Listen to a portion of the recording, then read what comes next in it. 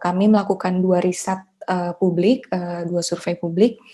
Yang pertama di tahun 2018, dengan responden 1.240, lalu Mhm. kemudian di tahun 2020 itu fokus untuk, dalam situasi, kerja work from home, di saat pandemi seperti ini.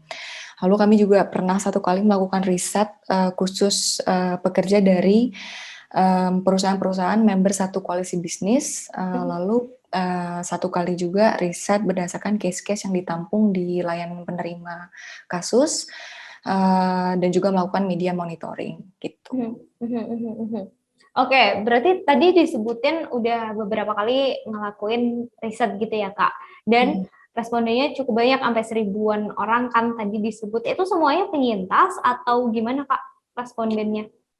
Oke, jadi sekarang kita, masuk ke sebenarnya siapa sih korban pelecehan seksual di tempat kerja. Jadi memang, berdasarkan, yang sama ini Navroke perhatikan, survei dan sebagainya, kita bisa melihat masih ada kerentanan lebih untuk perempuan gitu. Jadi, seperti yang kita ketahui memang kan pelecehan seksual ataupun kekerasan seksual ini lebih rentan di perempuan karena ada ketimbangan relasi gender gitu, di mana, masih sangat disayangkan memang kita sebagai perempuan seringkali dijadikan objek, seringkali dijadikan target dari hal-hal seperti ini. Kalau menilik satu survei kami di tahun 2018, 82,82% respondennya adalah perempuan, di mana 96% dari responden itu pernah mengalami pelecehan seksual di tempat kerja. Jadi hanya 4% dari, sejumlah 82% responden perempuan itu yang tidak pernah mengalami pelecehan seksual dalam bentuk apapun di Mhm. tempat kerja. Nah lalu ada pertanyaan selanjutnya adalah, apakah laki-laki juga bisa mengalami pelecehan Mhm. seksual di tempat kerja gitu? Mengingat, kita sekarang lagi ngebahas kasus yang, sedang ramai Ya. diperbincangkan.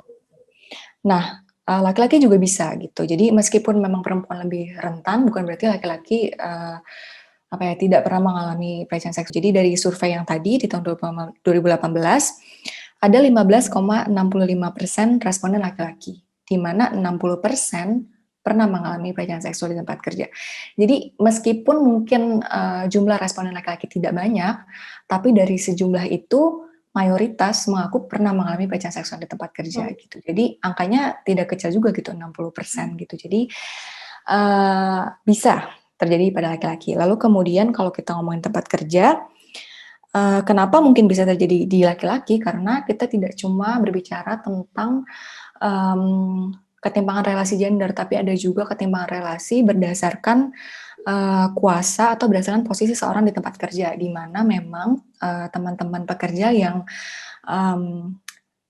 masih, misalnya mengawali karir, masih di, tingkatan yang bawah, atau pekerja magang, atau kemudian pekerja kontrak, itu lebih rentan gitu, di mana di survei yang tadi juga menemukan bahwa 36%, pelakunya adalah atasan atau rekan kerja senior. Terima kasih sudah nonton. Jangan lupa like, subscribe, dan share ya.